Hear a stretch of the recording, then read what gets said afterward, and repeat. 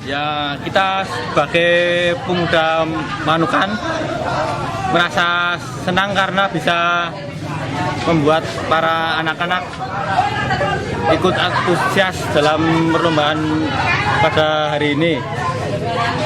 Mungkin kedepannya kita akan membuat perlombaan yang lebih meriah lagi daripada yang ini. Semoga kedepannya panitia akan lebih matang dalam menyiapkan perlombaan. Terima kasih. Assalamualaikum warahmatullahi wabarakatuh. Selamat Hari Kemerdekaan Republik Indonesia yang ke-70. Mari bersama-sama kita teruskan semangat serta kerja keras para pejuang yang telah berkorban demi kemerdekaan negeri kita Indonesia tercinta. Semoga dengan memperingati Hari Kemerdekaan ini bisa menumbuhkan jiwa nasionalisme khususnya pemuda-pemudi Dusun Manukan, sehingga bermanfaat bagi masyarakat sekitar khususnya Dusun Manukan. Terima kasih. Assalamualaikum warahmatullahi wabarakatuh. Merdeka.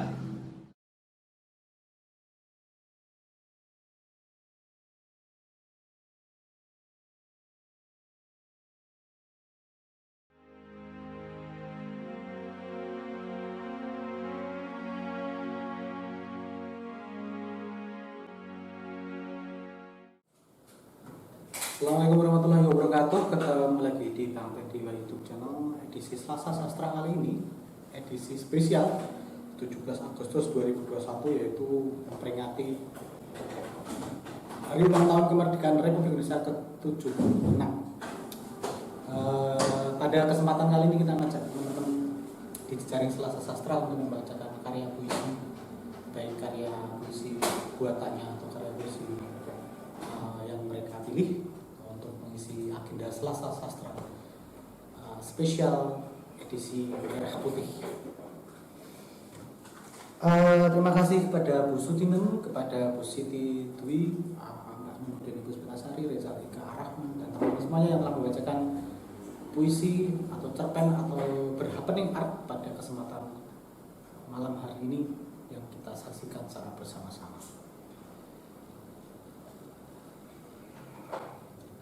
Sebuah puisi berjudul Bendera Merah Putih Berukuran Kecil.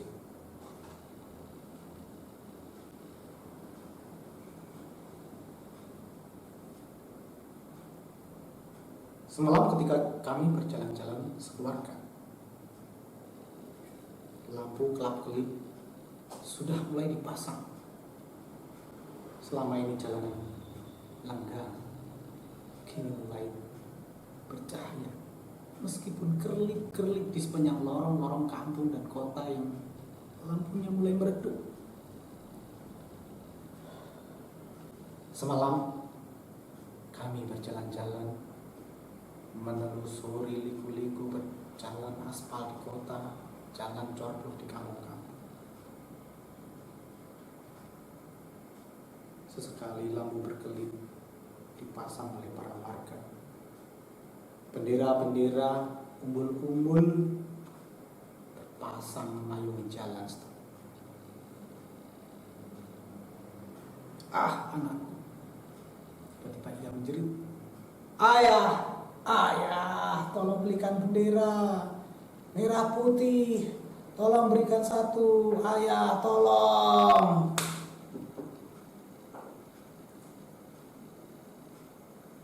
Aku terdiam kemudian bergumam, "Ya nak, besok pagi kita membeli sebuah bendera. Bendera merah putih ya?" "Iya, bendera merah putih."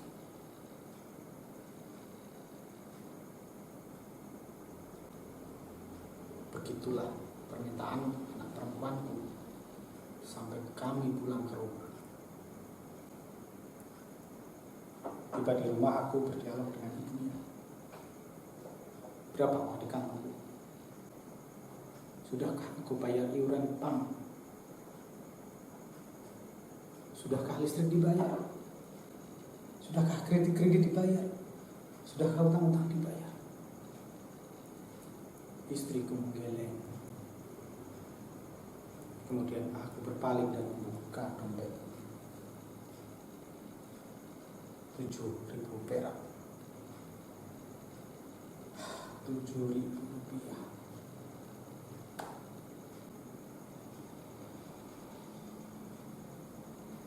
maafkan ayah nak.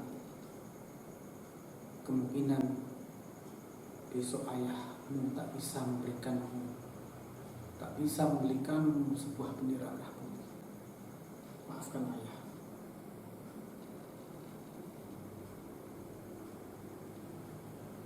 Tetap jaga keinginanmu nak.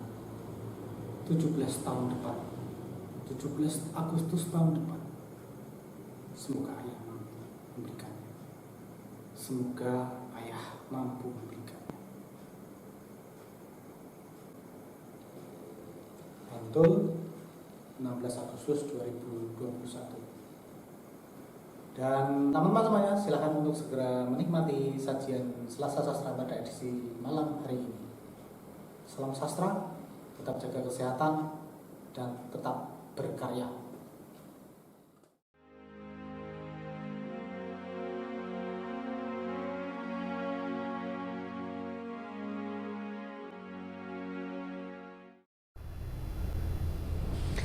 Sugeng siang, sakmenika kula badhe maos cerkak utawi cerita cekak saking buku Mangasah Manah terbitan saking Dinas Kebudayaan Kabupaten Bantul. Cerkak ingkang badhe kula waos saking pangriptanipun Bapak Simon Sudarman kanthi judul Wang Sinawang. Wang Sinawang. Sawuse ana guru honorer cacah 64 sik dicoret lan gagal dadi CPNS, maneka kabar pating sliweran. Aku minangka ketua forum GTT lan PTT Kabupaten dadi panggonan kanca-kanca kanggo wadul utawa takon. Lan ora sithik kanca sing uga kandha yen antuk rembug saka saweneh wong sing aku kenal karo saweneh pejabat kareben bisa ngganteni guru honorer cacah 64 sik dicoret kasebut. Apa bener Pak sik jenenge SKNIP iku sejatine wis ana ing kabupaten? Nek ngono terus kepiye nasib SKNIP sik durung diwenehake iku? Pitakone Pak Panggih Nrocos. Durung nganti aku menehi wangsulan, dadakan HP ku muni maneh. Kupengku nganti krasa jempeng lan pegel dina-dina iki amarga asring banget entuk kabar. Pak, jare sik jeneng NIP iku kosongan, Pak. Apa bener? Lan saiki kepiye jatah NIP 64 sik kosong iku? Krungu-krungu jare padha didol. Bu Yuli ora kalah nrocos. Aku ujal ambegan, sejatine apa sik dipikirake lan dikuwatirake dening kanca-kanca sak kloron iku uga dadi prihatinku. Ora sithik aku antuk laporan saka pangurus kecamatan sik ditekani dening saweneh oknum pawongan sing aku kenal karo saweneh pejabat. Wong iku kandha yen bisa nglintir NIP kasebut yen gelem tuku NIP ijazah SMA regane 80 yuta lan yen sarjana 100 yuta. Wiwitane kabar slentingan iku babar pisan ora dak rewes. Aku sing seneng uga bisnis cilik-cilikan iku. Yen duweni dhuwit kae semono luwih becik dak nggo dodolan tinimbang dadi CPNS. Mula kabar iku babar pisan ora dak rewes. Mong wae ing liya dina aku dadi goreh. Kabar iku dudu kabar kabur nanging kabar temenan. Pengurus sakonco padha dolan menyang omahku lan padha crita yen entuk tawaran kareben pengen nuku kursi CPNS kasebut. Iki tenan, Pak, aku ora goroh. Malah kanca-kanca pengurus liyane uga padha diceluk kareben menyang ana ing kantore pejabat iku. Aku sakonco dipanggil lan ditakoni siji baka siji gelem dadi CPNS ora. Nanging yen gelem ya ana syarate lan sranane. Bu Yuli sekretaris forum sajak wadul. Terus kon bayar piro? Pitakonku ngoyak.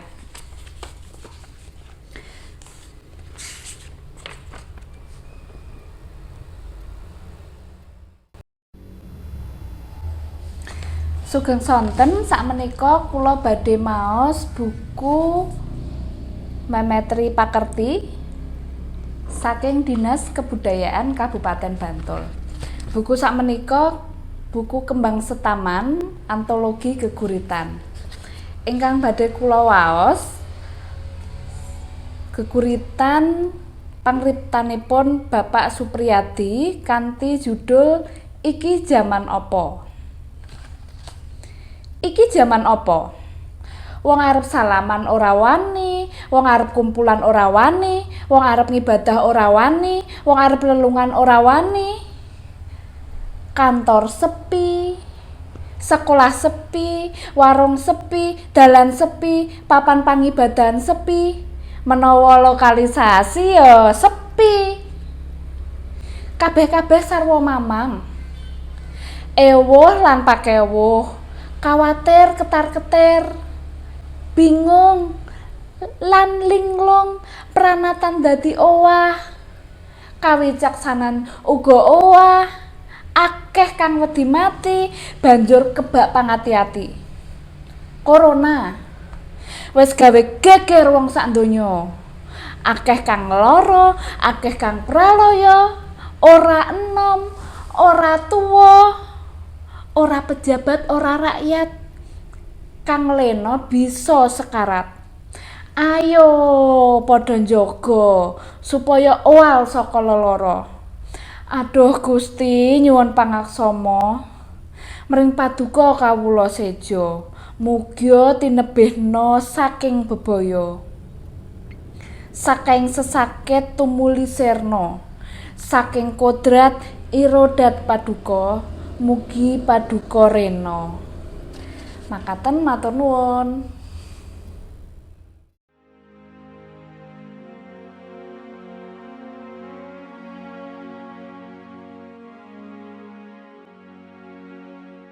Sekarang saya mau membacakan puisi saya dengan judul Senja dalam Transparan.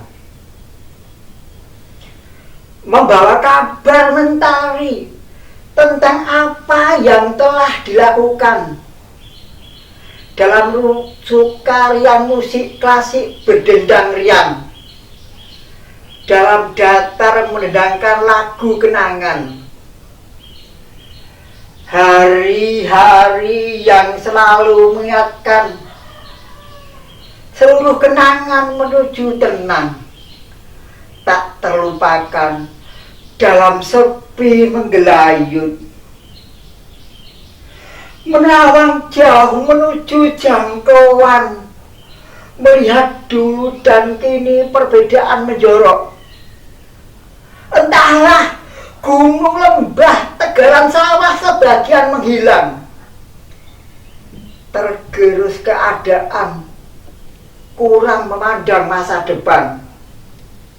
Hari ini ketemu hari ini, pikirannya terosepsi yang bisa memudahkannya mendapatkan apa yang diharapkan. Kini dataran lembah gunung ada yang menabur kincin, tak lupa senja menatap hari esok. Entah nanti anak cucu merasakan. Pikirannya menerawang jauh masa depan. Senja hari meminggir cermin pantul, transparan dalam pandangan masa depan. Tak kuasa untuk melarang atau mempertahankan. Senja bertutur sapa, ada yang tidak diindahkan. Kini senja melihat membaca yang sudah terjadi, sulit untuk mengembalikan. Bertahan kalau bisa, kuat tantangan. Kelak entahlah gimana, dalam ketahanan penabungan susu sudah menangislah masa silam akan datang menyongsong hari esok dengan kebajikan. Hari yang meminggir telah dilalui, menaburkan Mas Inten bagi yang ada, menaburkan Mas Intan pahala, menaburkan kata mata Mas Permata yang berguna apabila memahaminya. Hari mendekati senja, baju tua ande bernilai berkah. Di belantara waktu silam mengenang, membungkus hari-hari yang tersisa dengan benang-benang kemapanan. Terjaga, bangun, terjaga. Rasa sukanya menerima keadaan yang ada. Berisi Bantul, Januari 2020.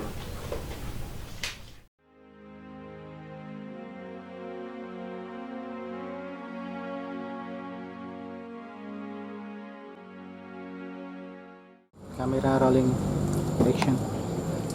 Kadung Tresno Anggitane Sunawi. Kusumaning ayu rumasuk ing kalbu. Ati ora bisa dibekak, digondeli. Saya ngrembaka tresnaning wis janji, sakmekta tulusing gayuh kaindahaning raga. Wengi kang kebak asung tresna, papan kang endah agawe saya nambahi tresna. Kaendahaning seliramu rumasuk ati, sumunaring padang mulat sakjroning tresna. Alusing lahir kagawa batin sumunar, sumunaring cahyamu kebak rasa tresna.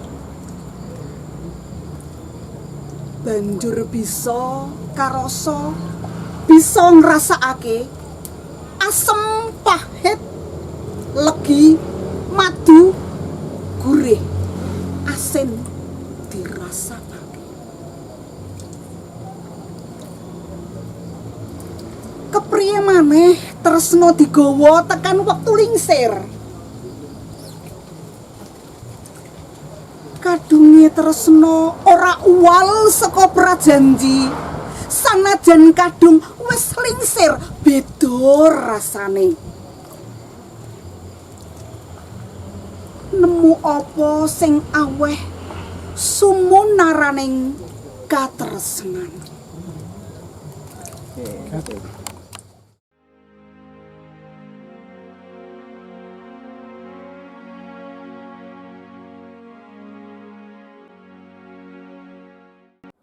Pipa Air Raksasa oleh Siti Dwi Sugiharti. Kau sebagai saksi perjuangan kakekku, pelukmu menetes menjadi air kehidupan, mengairi sawah-sawah di wilayah Sendang Sari hingga kini. Kulitmu menghitam seakan tertinggal sebagai pipa. Tulang-tulangmu menjadi beton. Disebut masyarakat sekitar sebagai gorong-gorong. Dan teman setiamu adalah pompa air. Meskipun kau sempat di bumi hanguskan masyarakat sekitar pada agresi Belanda kedua, hingga 17 tahun kau tidak berfungsi. Namun setelah itu kau digunakan lagi oleh para petani Sendang Sari, dan hanya sebagian kecil yang digunakan karena sebagian telah rusak dan sebagian lagi melewati selokan air lain. Namun kau adalah pahlawan kami, anak-anak Indonesia. Sendang Sari, Pajangan, Bantul, Yogyakarta, 16 Agustus 2021. Terima kasih. Sajak Merah Putih oleh M.H. Ainun Najib. Kalian para pamong negeri adalah kaki tangan yang kami pekerjakan.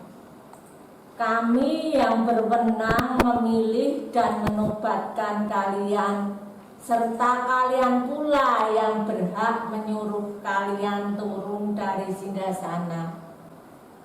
Jangan bilang diri kalian penguasa, sebab pada kamilah tergenggam kekuasaan yang dititipkan oleh Tuhan yang mengelola agung.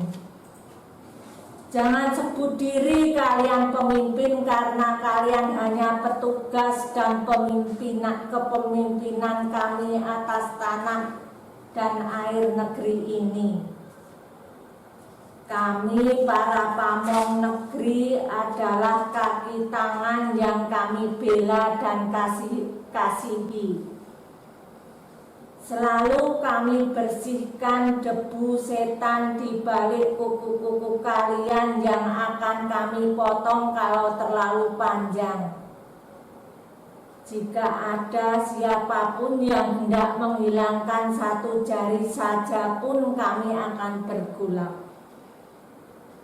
Sebab kalian para pamong negeri adalah kaki yang kokoh oleh kiriman darah dari jantung kami. Sebab kalian para pamong negeri adalah tangan yang kami tanami keterampilan dan kejujuran. Kalian para guru bangsa adalah kepala yang akan membuat kami marah jika ada secercah penghinaan saja pun yang coba menusuknya. Kalian para cerdik cendekia adalah gumpalan otak yang setiap kali kami cuci di kolam kasih sayang.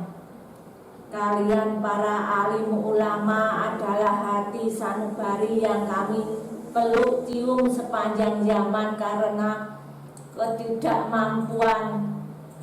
ketidaksanggupan kalian untuk berbohong. Dan kalian para penoreh keindahan adalah bola mata kami yang mengantar sejarah ke cakrawala. Terima kasih.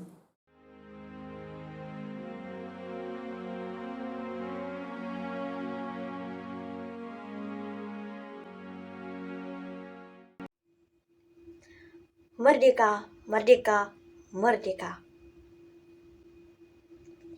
Pancasila lambang negara kami. Merah putih adalah bendera kami. Kami beragam suku dan budaya. Kami bangga. Kami adalah Indonesia. Dari Indonesia untukmu. Karya Revinda Lestalinda.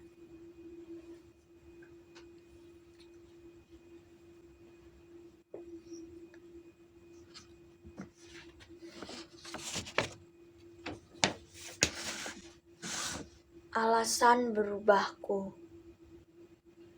Karya Revinda Lestalinda.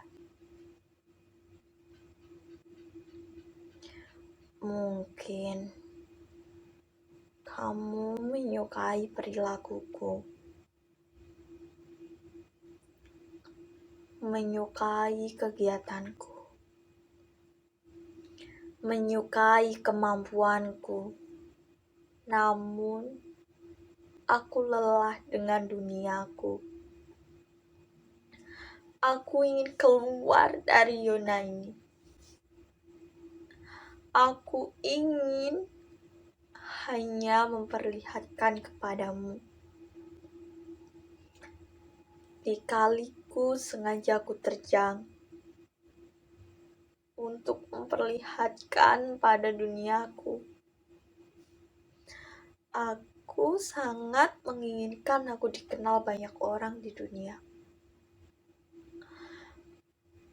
Hingga menjadi kebahagiaan untuk keluarga. Dengan impianku dan pekerjaanku.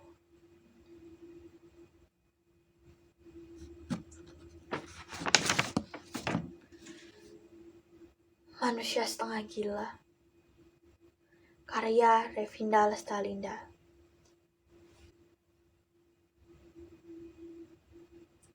Mendengar notifikasi HP-ku. Terlihat sebuah jadwal ujianku. Soal-soal telah ku baca. Hingga tiba pada sebuah perencanaan. Semua tugas harus praktek. Semua tugas harus deadline mepet. Kamu harus perfect. Sumpah aku tidak bisa lagi berpikir. Aku harus mengerjakan semuanya. Harus dengan bersamaan. Otakku seperti akan meledak. Seperti tidak tahu harus bagaimana.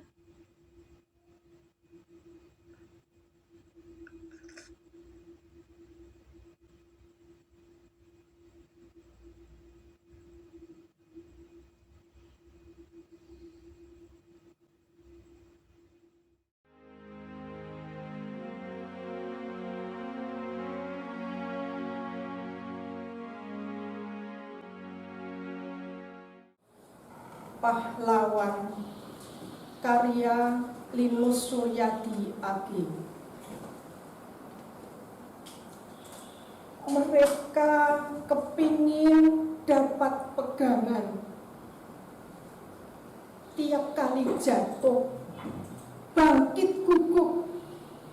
Mereka menemukan orang di masa silam yang bertarung waktu dia hidup. Tetapi apakah maknanya pahlawan jika kita sanggup berpegang tangan antara yang hidup dan yang mati, hanya dipertalikan oleh kenangan? Tetapi apakah faedahnya pahlawan jika kita menjadi kartu permainan antara yang dulu dan yang nanti, hanya direntak oleh kekosongan? Baiklah, kita bercermin diri ke dalam jagat, dalam kita sendiri, bahwa di balik timbunan kata-kata tersimpan rahasia nurani manusia. Dengan kasih sayang, karya Rendra.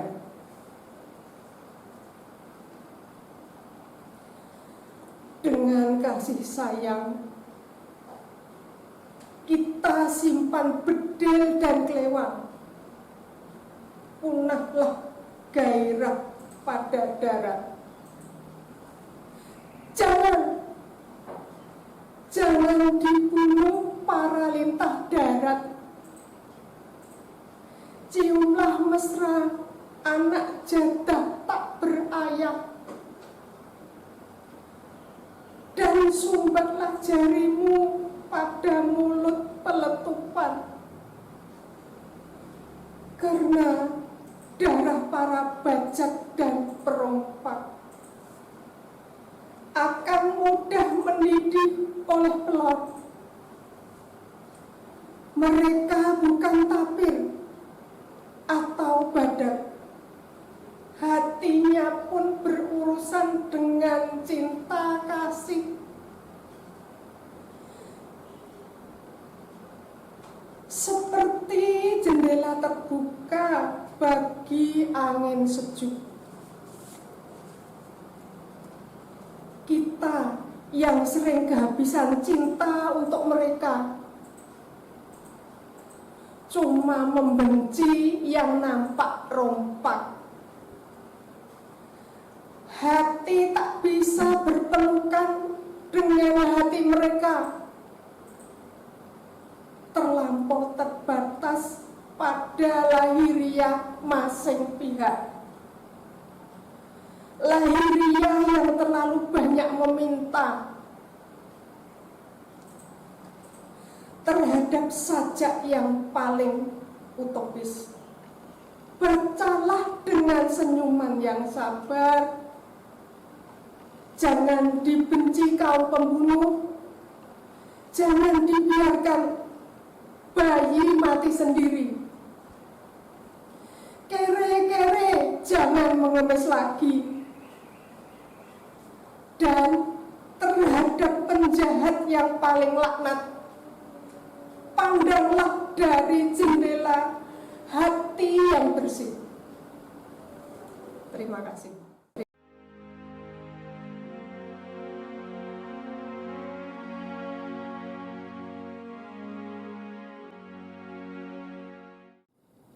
Sajak Sebatang Lisong, penulis W.S. Rendra.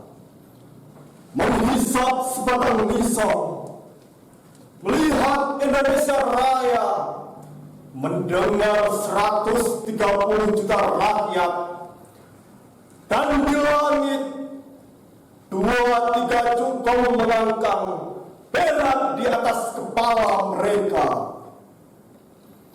Matahari terbit, fajar tiba, dan aku melihat 8 juta anak-anak tanpa pendidikan.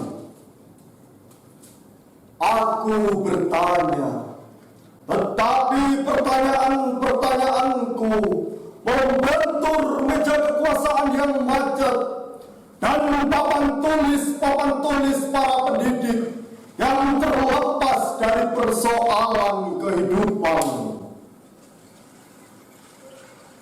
8 juta kanak-kanak menghadapi satu jalan panjang tanpa pilihan, tanpa pohonan, tanpa danau persinggahan, tanpa ada bayang ujungnya.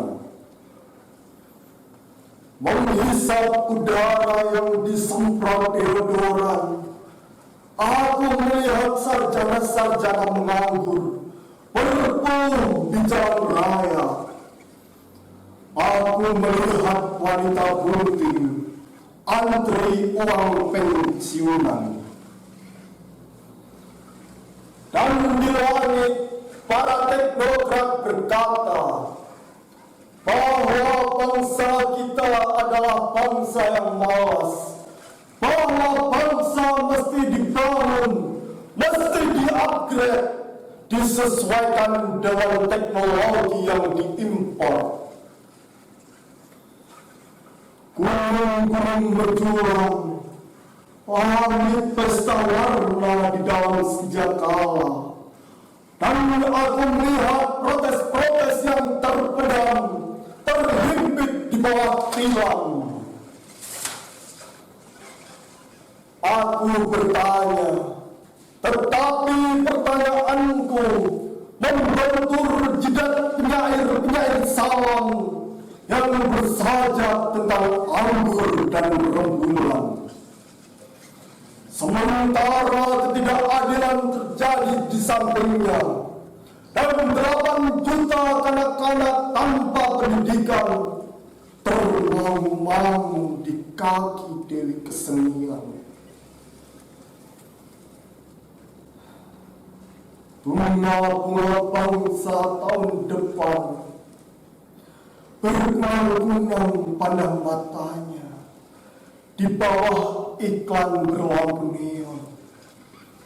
Berjuta-juta harapan ibu dan bapak menjadi kemalau suara yang kacau, menjadi karang di bawah muka samudra. Kita mesti berhenti membeli rumus-rumus asing. Diktat-diktat hanya boleh memberi metode, tetapi kita sendiri mesti merumuskan keadaan. Kita mesti keluar ke jalan raya, keluar ke desa-desa, mencatat sendiri semua gejala dan menghayati persoalan yang nyata. Inilah sajaku, pamflet masa darurat. Apakah artinya kesenian bila terpisah dari derita lingkungan? Apakah artinya berpikir bila terpisah dari masalah kehidupan?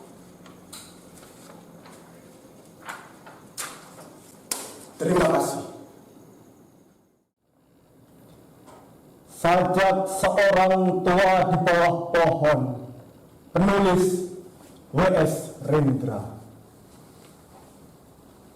Inilah sajakku, seorang tua yang berdiri di bawah pohon ranggas, dengan kedua tanganku gendong di belakang, dan rokok kretek yang padam di mulutku. Aku memandang zaman, melihat gambaran ekonomi di etalase toko yang penuh merek asing, dan jalan-jalan bobrok antar desa yang tidak memungkinkan pergaulan. Aku melihat penggarangan dan pembusukan. Aku meludah di atas tanah. Aku berdiri di muka kantor polisi. Aku melihat wajah berdarah seorang demonstran. Aku melihat kekerasan tanpa undang-undang dan sebatang jalan panjang penuh debu, penuh kucing-kucing liar, penuh anak-anak berkudis, penuh serdadu-serdadu yang jelek dan menakutkan. Aku berjalan menempuh matahari, menyusuri jalan sejarah pembangunan yang kotor dan penuh penipuan. Aku mendengar orang berkata, hak asasi manusia tidak sama di mana-mana. Di sini, demi iklim pembangunan yang baik, kemerdekaan berpolitik harus dibatasi. Mengatasi kemiskinan, meminta pengorbanan sedikit hak asasi. Astaga, tai kerto apa ini? Apa disangka kentut bisa mengganti rasa keadilan? Di negeri ini, hak asasi dikurangi, justru untuk membela yang mapan dan kaya. Buruh, tani, nelayan, wartawan, dan mahasiswa dibikin tidak berdaya. Oh, kepalsuan yang diperhalakan, berapa jauh akan bisa melawan kenyataan kehidupan. Aku mendengar bising kendaraan, aku mendengar pengadilan sandiwara, aku mendengar warta berita ada gerilya kota merajalela di Eropa. Seorang tukang bekas kaki tangan fasis, seorang yang gigih melawan buruh, telah diculik dan dibunuh oleh golongan orang-orang marah. Aku menatap senjata di pelabuhan, kakiku ngilu dan rokok di mulutku padam lagi. Aku melihat darah di langit. Ya, kekerasan mulai mempesona orang. Yang kuasa serta menekan, yang marah mulai mengeluarkan senjata. Bajingan dilawan secara bajingan. Ya, inilah kini kemungkinan yang mulai menggoda orang. Bila pengadilan tidak menindak bajingan resmi, maka bajingan jalanan yang akan mengadili. Lalu, apa kata nurani kemanusiaan? Siapakah yang menciptakan keadaan darurat ini? Apakah orang harus meladang tingkah laku bajingan resmi? Bila tidak, kenapa bajingan resmi tidak ditindak? Apakah kata nurani kemanusiaan? Oh, senjakala yang menyala, singkat tapi menggetarkan hati. Lalu sebentar lagi, orang akan mencari bulan dan bintang-bintang. Oh, gambaran-gambaran yang fana, karena langit di badan tidak berhawa, dan di langit di luar dilabur bias senjakala, maka nurani dipius di budaya. Ya, akulah seorang tua yang capek tapi belum menyerah pada mati. Kini aku berdiri di perempatan jalan. Aku merasa tubuhku sudah menjadi anjing, tetapi jiwaku menulis saja sebagai seorang manusia. Pejamuan 23 Oktober 1977. Terima kasih.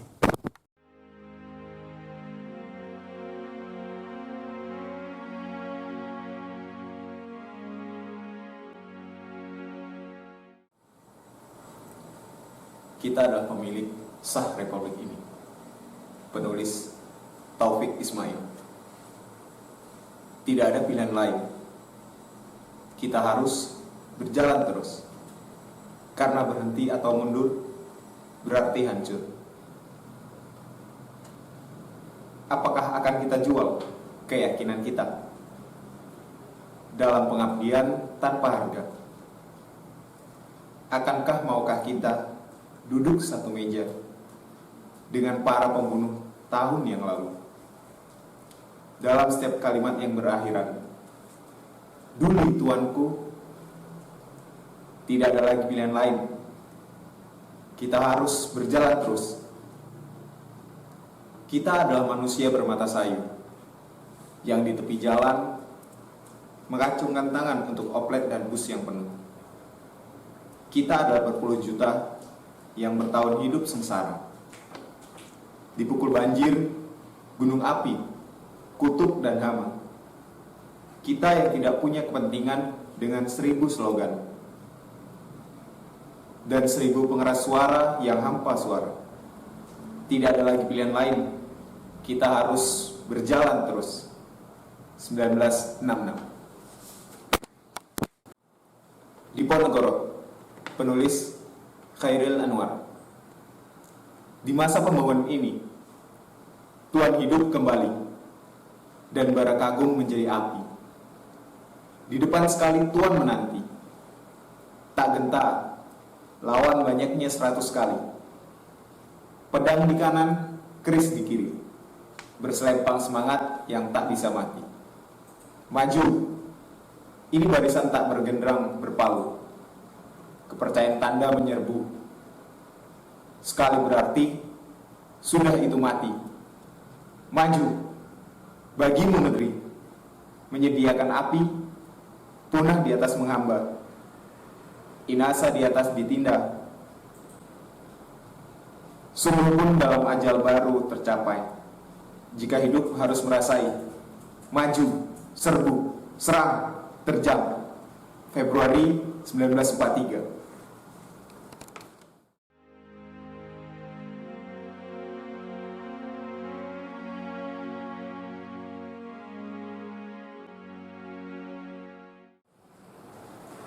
Badut, cerpen karya Satmoko Budi Santoso. 10 tahun sudah Fahri menjalani kehidupannya sebagai badut di sebuah kelompok sirkus keliling.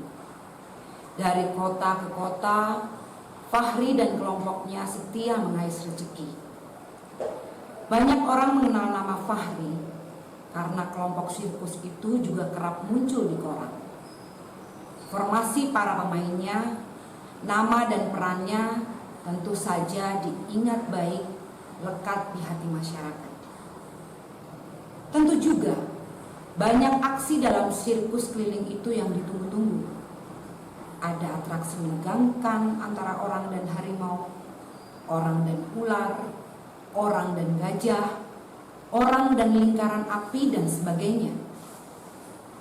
Namun diam-diam, di antara semua atraksi menegangkan itu, yang paling ditunggu adalah aksi Fahri. Aksi Fahri selalu mengundang gelak tawa. Memang, ia akan selalu beraksi sebagai pemecah suasana tegang setelah atraksi-atraksi sebelumnya yang sungguh mendebarkan. Si badut keluar, lihat mama, lihat. Demikian pekik seorang anak seusia SMP kepada ibunya. 1 tahun yang lalu, ia beraksi di kota ini. Apakah sekarang atraksinya akan sama ya? Respon ibunya. Kalau sama, kita yang rugi, Ma. Anak itu ingat 1 tahun lalu kemunculan Fahri yang mengundang gelak tawa menggunakan properti pendukung berupa sepeda roda 1, permainan 3 bola kasti, dan permainan 3 botol yang masing-masing ujungnya diberi selipan kain yang dibakar, serupa bom molotov. Jenis aksi yang dipertunjukkan Fahri adalah secara bergantian ia melempar 3 bola kasti itu ke udara beberapa menit, dan setelah itu berganti melempar 3 botol berapi ke udara juga secara bergantian. Ternyata aksi Fahri saat itu berbeda dengan 1 tahun yang lalu. Tentu saja anak itu girang bukan kepala. Aksi sang badut justru senang mempertontonkan kesedihan. Meski ia tampil dengan akting menyedihkan, uniknya tetap saja mengundang tawa berderai.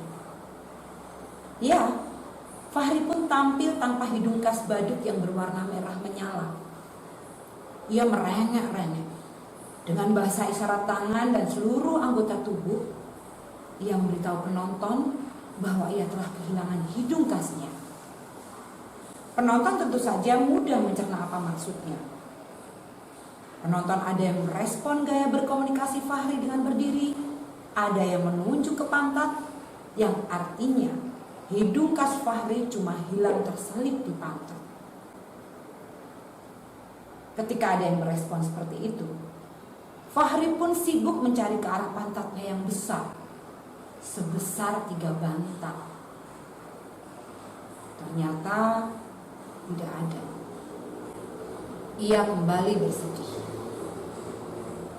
Ada pula penonton yang merespon kekalutan Fahri yang mencari hidung khasnya dengan melempar sebuah tulisan besar berspidol hitam.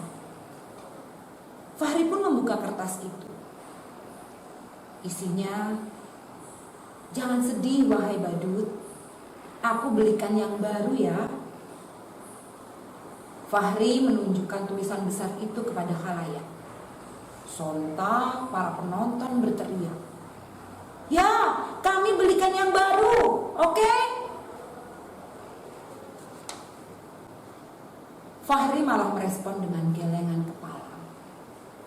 Ia memberi isyarat terus bersedih dan bersedih.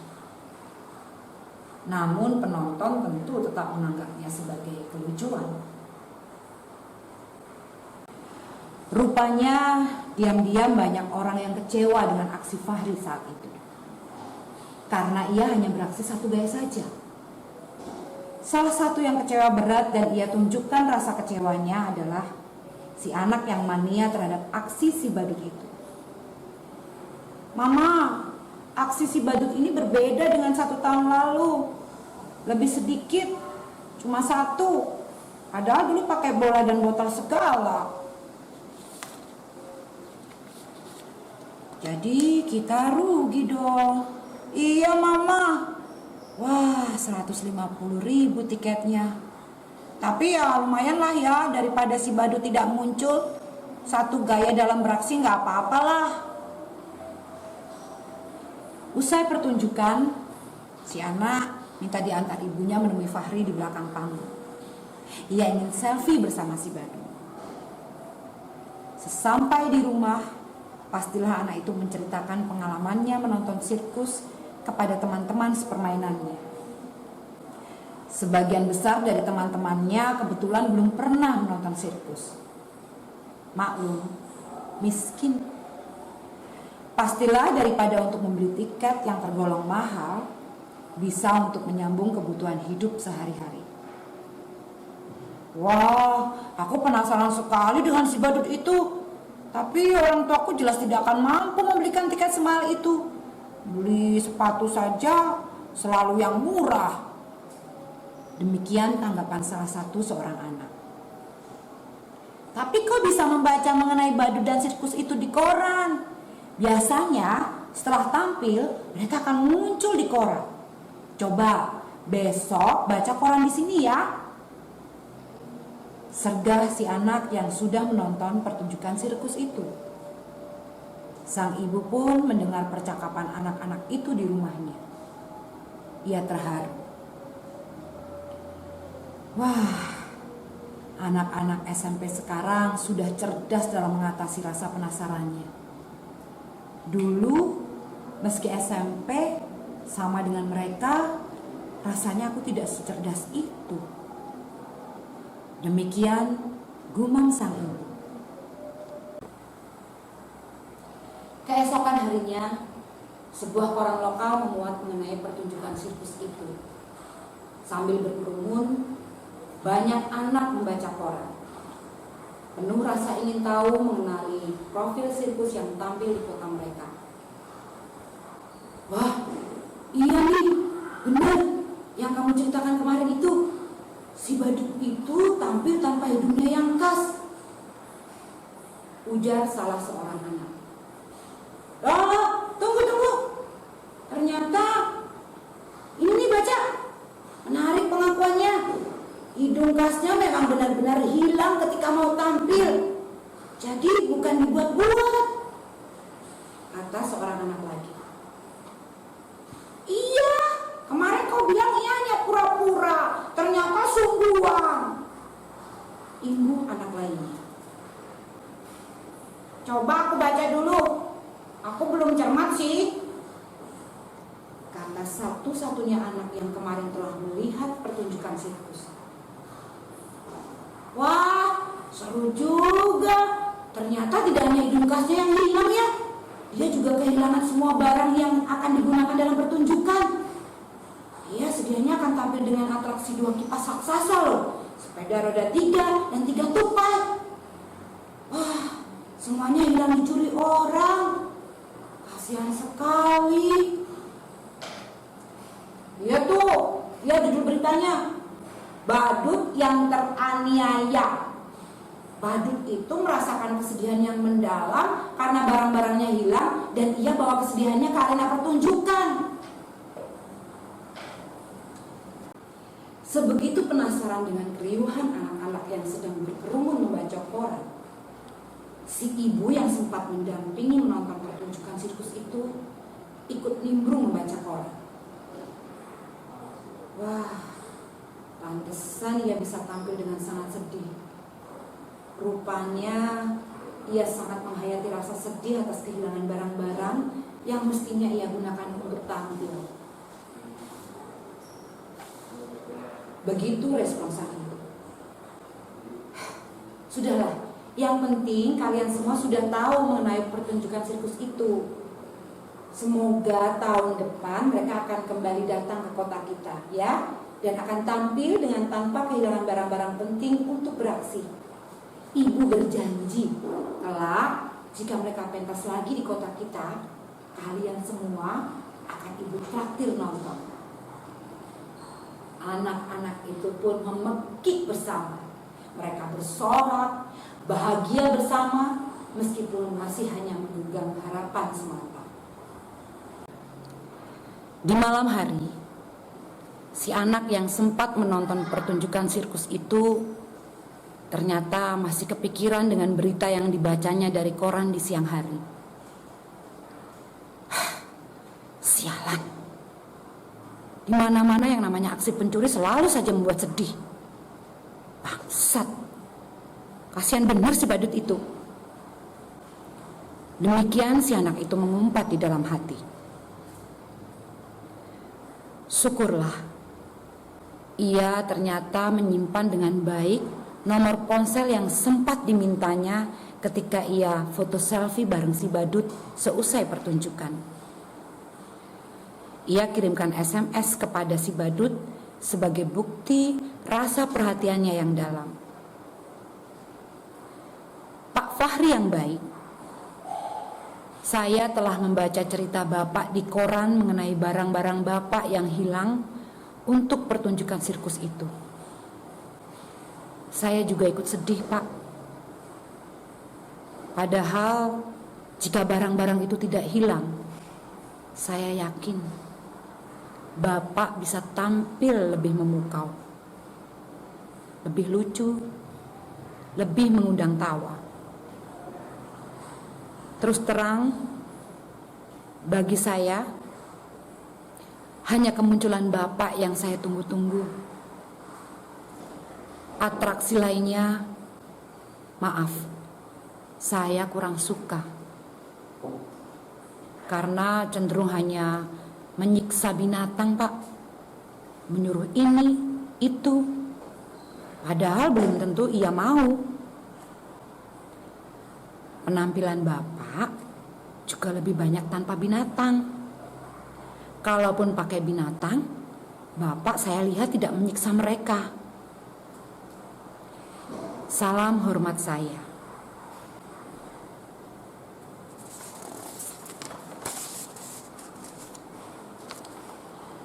Lama, si anak itu menunggu balasan dari si badut.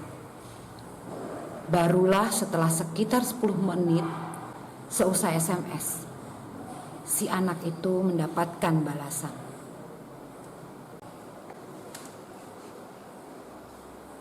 Terima kasih perhatiannya, ya. Kamu baik sekali mau memperhatikan aku. Aku sudah tahu siapa pencurinya. Ternyata temanku sendiri dalam satu pertunjukan sirkus. Ia mencuri dan membuang barang-barang untuk aksiku karena ia iri jika aku selalu menjadi bintang di setiap pertunjukan. Ia ingin agar aku dipecat oleh bosku karena teledor menjaga barang penting yang akan digunakan untuk pentas. Kini temanku yang mencuri itu justru sudah dipecat oleh bosku. Syukurlah, Tuhan masih melindungiku dengan caranya sendiri menunjukkan kebenaran yang sesungguhnya. Doakan ya, kelak aku bisa datang lagi ke kotamu, menghiburmu, membuatmu bisa tertawa puas. Aku sendiri puas jika orang lain bisa bahagia dengan aksiku. Salam dari Bahdud Fahri.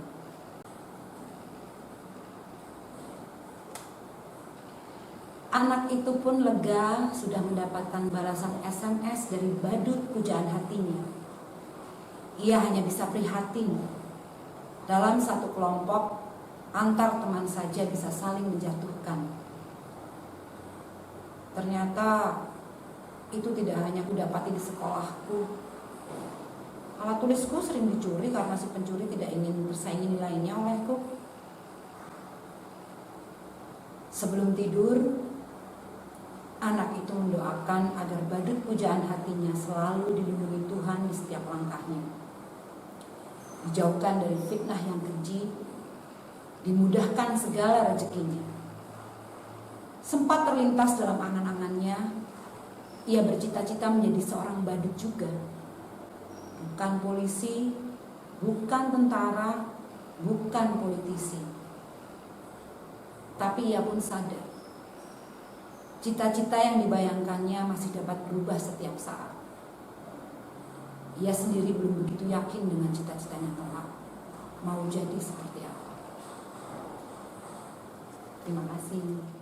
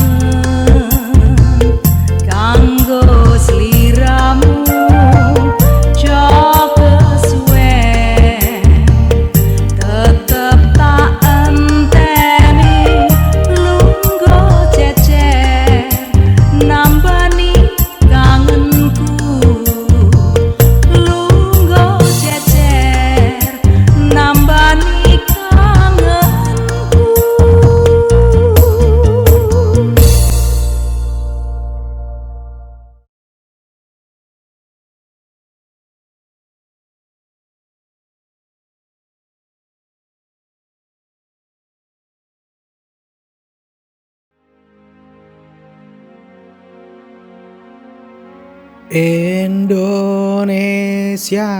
merah darahku, putih tulangku, bersatu dalam semangatmu. Indonesia, debar jantungku, getar nadiku, berbaur dalam angan-anganmu. Kebiar pelangi jingga